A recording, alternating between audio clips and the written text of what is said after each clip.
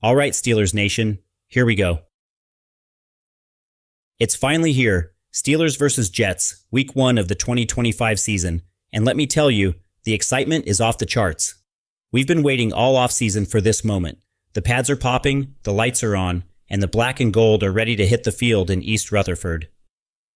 And trust me when I say this, there's no better way to start a season than with a chance to make a statement right out of the gate.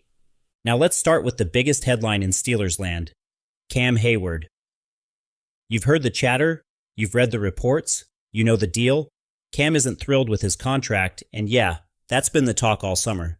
But when Mike Tomlin steps up to the mic and says, "I'm certainly expecting Cam to play," you can take that to the bank. Tomlin doesn't play games with words like that. If he says it, it's because he believes it. And if Cam Heyward has proven anything in his career, it's that he's a guy you can count on when the lights come on. Now here's the thing, Cam might not have taken every rep in Latrobe, but let's be honest, that's not unusual. He's a vet. He knows how to prepare his body. And quite frankly, the man doesn't need the grind of every training camp snap to be ready for Sunday. What matters is whether he's in uniform when that whistle blows. And Steelers Nation, I believe he will be. And that's huge, because if you rewind just a few months to the playoff disaster against Baltimore, you remember what that felt like. 299 rushing yards. I'll say it again. 299 rushing yards.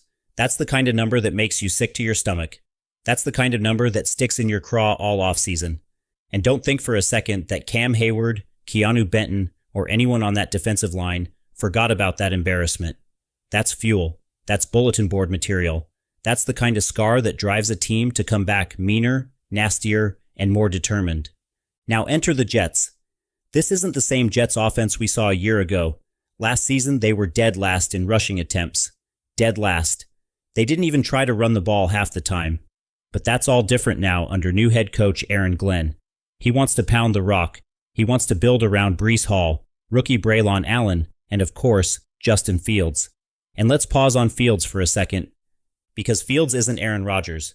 He's not going to stand in the pocket, read the defense like a surgeon, and deliver darts with a flick of the wrist. Fields is chaos. Fields is speed. Fields is that backyard, oh my God, how did he get out of that sack type of quarterback. He's going to test you sideline to sideline. He's going to extend plays with his legs. He's going to force linebackers to hesitate, safeties to creep, and defensive ends to second guess. And if you're not disciplined, he'll gash you. That's why this opener matters so much. Because for Pittsburgh, this isn't just about beating the Jets. It's about proving that the 299-yard nightmare is dead and buried. It's about setting the tone. It's about saying, "We are the Pittsburgh Steelers. We stop the run. Period." And let me tell you, Keanu Benton has been waiting for this. The kid has been vocal all week about taking pride in holding teams under 100 yards. That's Steelers football. That's the standard. And Benton's growth is one of the things I'm most excited to watch. In college, he was a pass-rushing menace, but now you hear him talk about film study, about reading formations, about anticipating plays before they happen. That's maturity. That's a second-year jump. That's a player who's evolving from raw talent into a complete defensive lineman. And hey, he's not alone. Isaiah Loudermilk, Yahya Black, and of course the presence of Cam Heyward. That's the group tasked with rewriting the narrative. Harmon's out, sure, but that just means more reps for Benton and Loudermilk. And I'll say this, if they hold Hall and Fields under control, Steelers Nation is going to breathe a whole lot easier about where this season is headed. Now let's flip it to the offense, because this is where things get really interesting. Aaron Rodgers. Yes, you heard me. Aaron freaking Rodgers is wearing black and gold and stepping onto the field as QB1 for the Pittsburgh Steelers. If you had told me this 5 years ago, I would have laughed in your face. But here we are, and make no mistake about it, this is why you brought him in. For games like this. For moments like this. PFF has Rodgers graded at 77.6, compared to Fields at 71.0. And when you dig deeper into the numbers, it's clear where the advantage lies. Rodgers' passer rating under pressure is 86.4. Fields, 65.7. That's not a small gap. That's a chasm.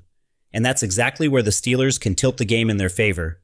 Because let's face it, if Rodgers has time, if the offensive line holds up, if Najee and Warren keep defenses honest, Rodgers is going to pick apart this Jets secondary. Now, before we get carried away, let's acknowledge the Jets' defense. They're not pushovers. They rank 18th overall according to PFF's defensive power rank, and they've got athletes. But there's a difference between a scrappy defense and one that can stand tall for 4 quarters against Aaron Rodgers. And right now, based on the numbers, based on the matchups, the Steelers have the edge. Now let's not ignore the betting lines, because Vegas always has a say. Steelers are sitting at minus 2.5, moneyline at minus 150, over-under at 38.5. What does that tell you? It tells you the odds makers expect a tight, low-scoring, defensive slugfest. And you know what? They're probably right. But here's where I get intrigued. 92% of the moneyline bets are coming in on the Steelers. That's a landslide. The public believes. And while sometimes that makes me nervous, because Vegas always finds a way to balance things, it also shows the respect Rodgers and this defense are getting right now. And let's sprinkle in the injury situation because it matters. For the Jets, losing Elijah Vera-Tucker is massive. That's their best lineman. That's a top 15 guard in the entire league. And without him, Benton and Heyward could feast on the interior. On the Steelers side, Nick Herbig is questionable, and Trice Jr. is still on IR. But overall, Pittsburgh is in decent shape heading into Sunday. So where does this all lead us? It leads us to a classic Steelers-type opener. Ugly, physical, run-heavy, and decided in the trenches. Rodgers will make a few key throws. Fields will make a few plays with his legs. But in the end, the team that controls the ground game and limits mistakes is going to walk away 1-0. And I'll tell you right now, that team is Pittsburgh. Now don't get me wrong, this isn't going to be a blowout. This isn't going to be 34-10. No, this is going to be one of those gritty, pull your hair out, Tomlin ball kind of games. The kind where you're yelling at the TV, pacing around the living room, heart pounding in the fourth quarter. And you know what? That's Steelers football. That's who we are. That's what we live for. So buckle up, Steelers Nation. It's time. Cam Heyward's ready. Rodgers is ready. Benton's ready. Tomlin's ready. And most importantly, you're ready. Here we go. Steelers Nation, let's keep this rolling. We already talked about Cam Heyward, about the run defense, about Rodgers stepping into that spotlight, but now we need to dig even deeper, because this game, this matchup with the Jets, isn't just about X's and O's. It's about mentality. It's about identity. And if you've been a Steelers fan long enough, you know exactly what I'm talking about. Think back to the glory days. The Steel Curtain, the 70s dynasty, Chuck Noll telling the world that whatever it takes, whatever is necessary, you do it. Those teams didn't just beat opponents, they broke their will. They defined themselves by defense, by toughness, by being the baddest guys on the field. That DNA still runs through this franchise. And Sunday is about showing the NFL that the Pittsburgh Steelers haven't forgotten who they are. Now let's circle back to something I touched on earlier, the betting line. Steelers minus 2.5. That's basically Vegas saying, yeah, Pittsburgh is better, but not by much. And in a way, I love that. Because if there's one thing this franchise has thrived on, it's doubt. Think about it. How many times has the national media picked against us? How many times have you turned on ESPN or NFL Network and heard the so-called experts say, Steelers are done, Steelers don't have the firepower, Steelers can't hang with the big boys. And yet, year after year, this team finds a way to fight, to claw, to scratch out wins when nobody believes. That's why this spread doesn't scare me. It fires me up. Because I know Tomlin's using it. I know Cam Heyward's using it. I know guys like Alex Highsmith and Jalen Ramsey are sitting in those meeting rooms thinking, all right, they don't respect us yet. Let's go earn it. Speaking of Ramsey, let's talk secondary. Because while so much of the conversation has been about the run defense, we can't ignore what Justin Fields is going to try to do through the air. Now PFF's numbers tell the story. Rodgers, 3.82% big-time throw rate. Fields, 2.80%. Translation, Rodgers is the guy who can make magic happen when you need it most. Fields not so much. He's more likely to tuck and run than he is to launch a 40-yard dime. And that's where Slay, Joey Porter Jr., and the rest of that back end come into play. If they stay disciplined, if they don't bite on broken plays, they can take away the Jets' deep shots. But here's the thing, you can't fall asleep. Fields might not be Rodgers, but he's got a cannon.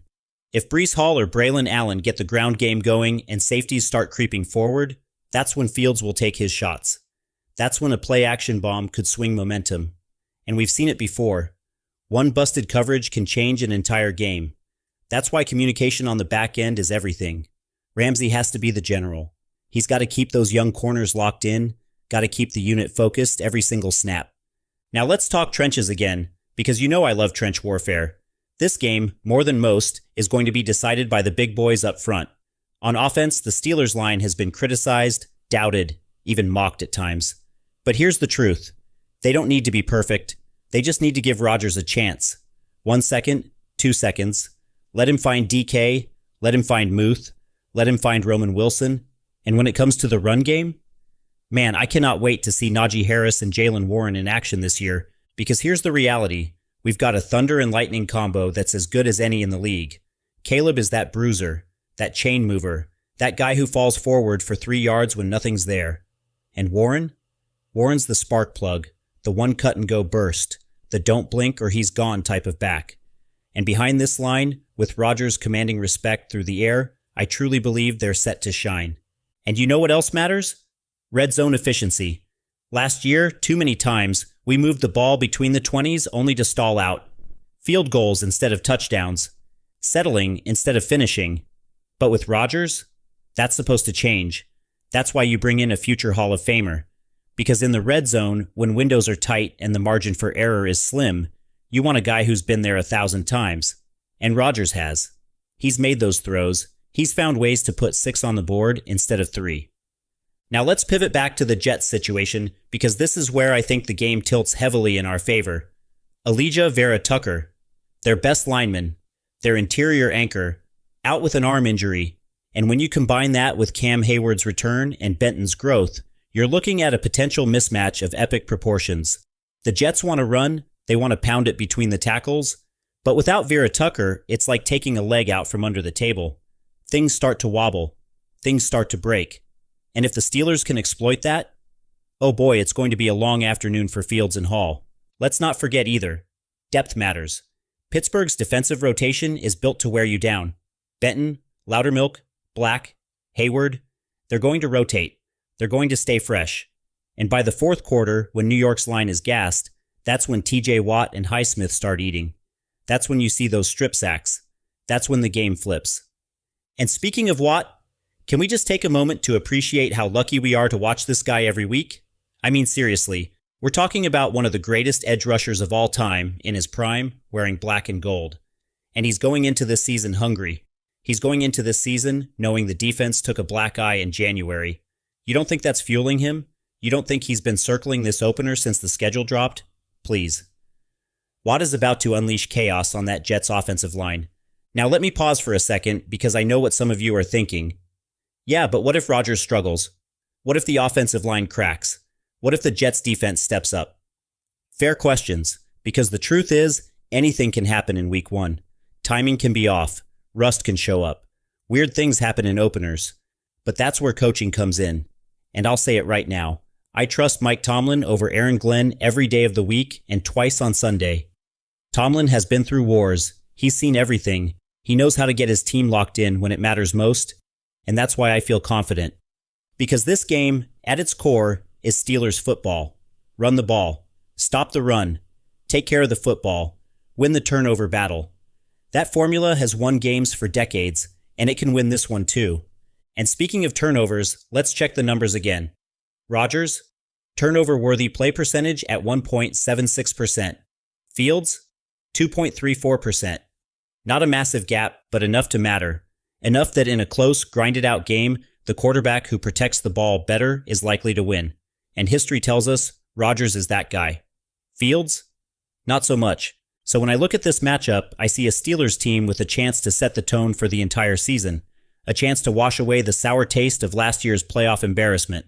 A chance to show the NFL world that with Rodgers under center and a defense refocused on stopping the run, they're a force to be reckoned with. And listen, I know it's only week 1. I know it's a long season. But if you think this game doesn't matter, think again. Momentum is real. Confidence is real.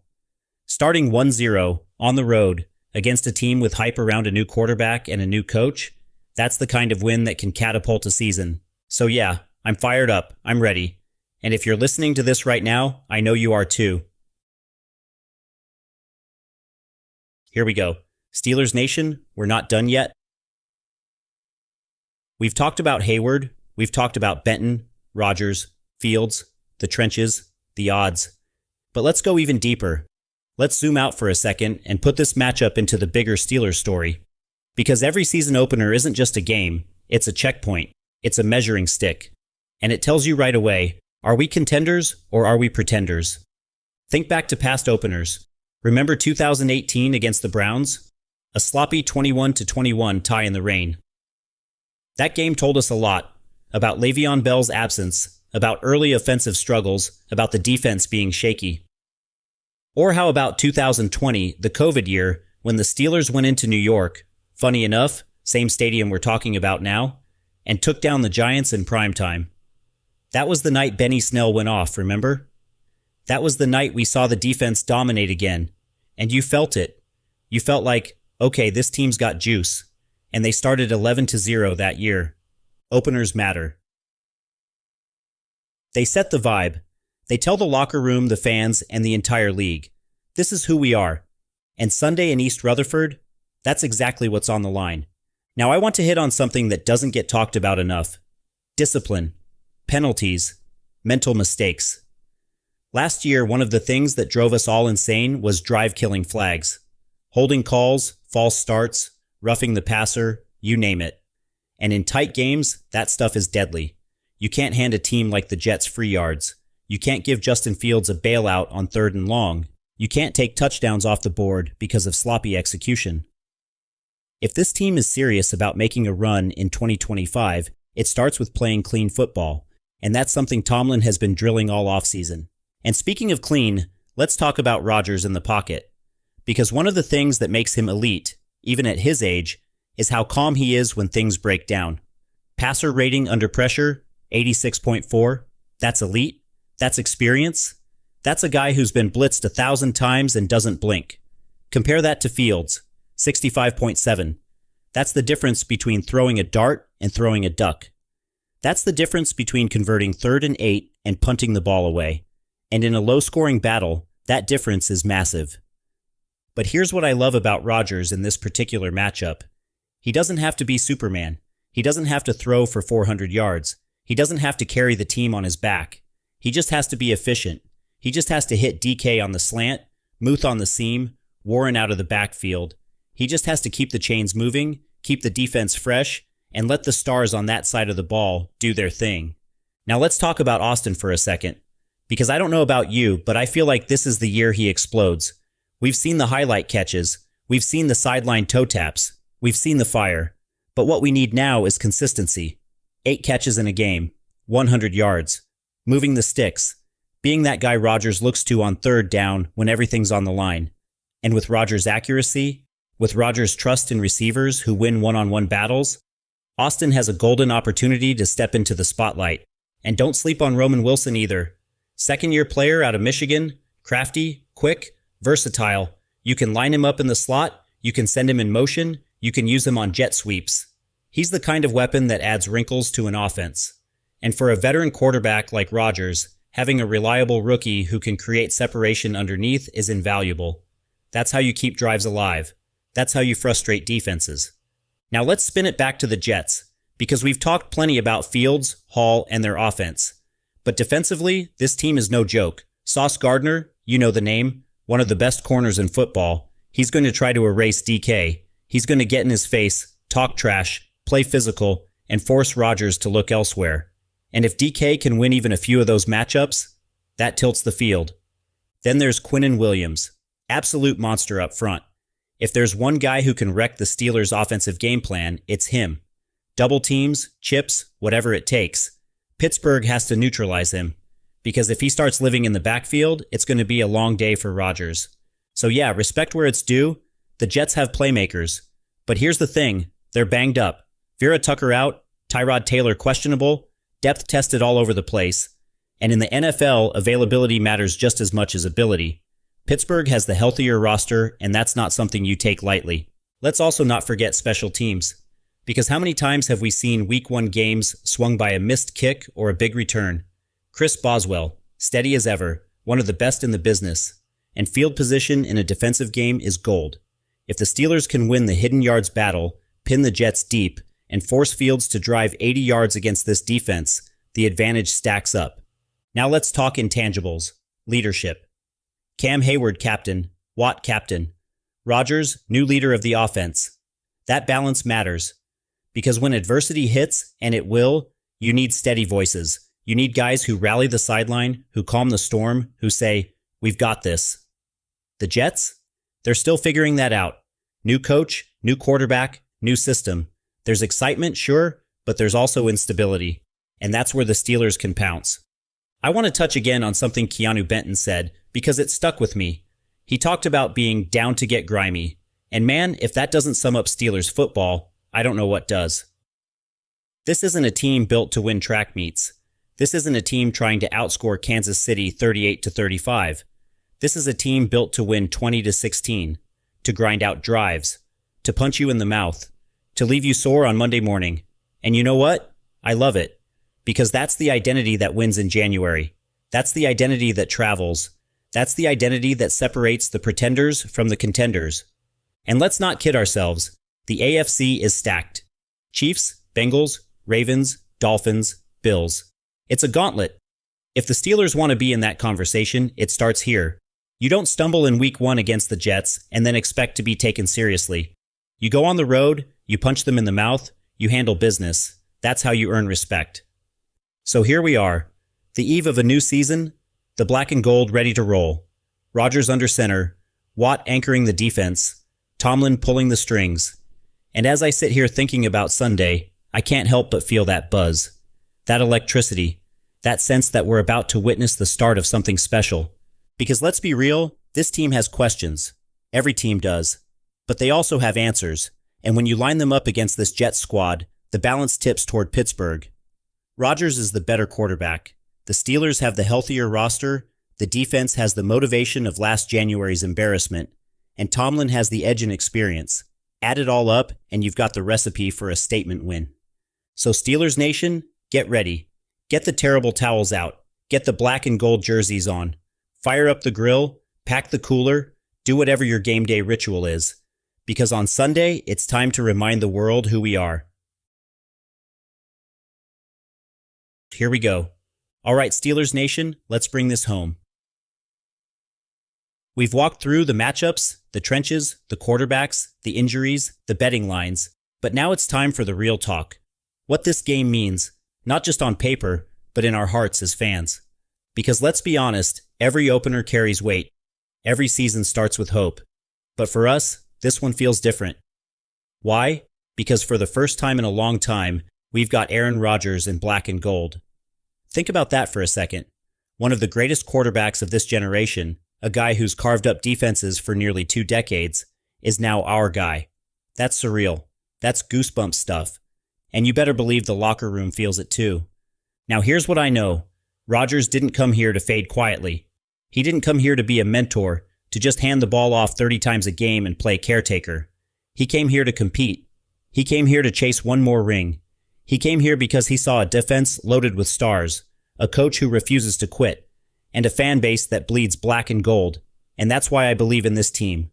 But let's not forget, this is the NFL. Nothing comes easy. And the Jets? They're going to swing hard. Fields is going to test us with his legs. Breece Hall is going to push our front seven. Sauce Gardner is going to make Rodgers work for every throw to Pickens. This isn't a freebie.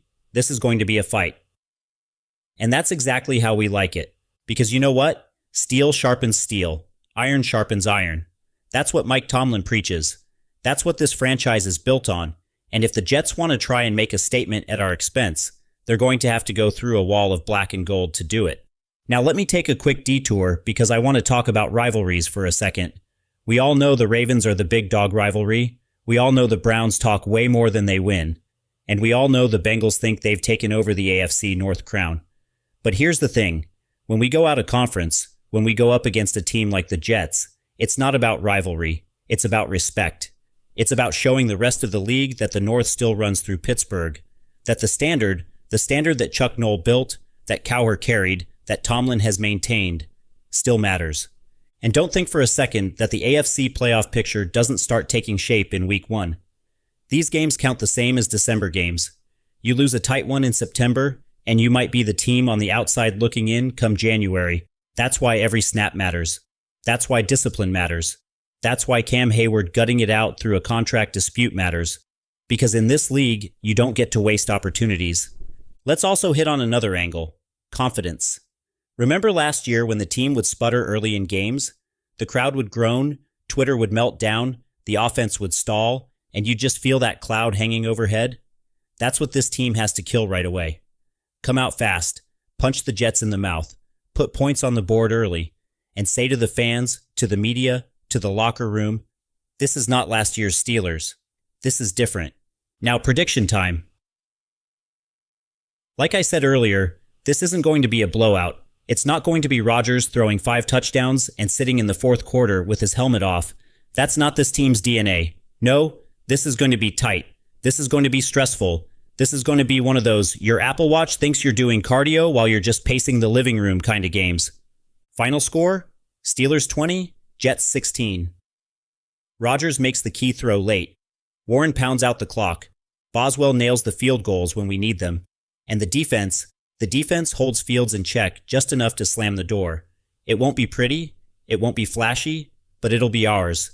And when the dust settles, when that clock hits 0, the black and gold will be 1-0. And in this league, that's all that matters. Survive and advance. Stack wins. Build momentum. That's how you get to January. So Steelers Nation, take pride in this one. Savor it. Because no matter what happens, the journey starts here. And we're in it together. Through the highs, through the lows, through the heart-stopping finishes, this is what we live for.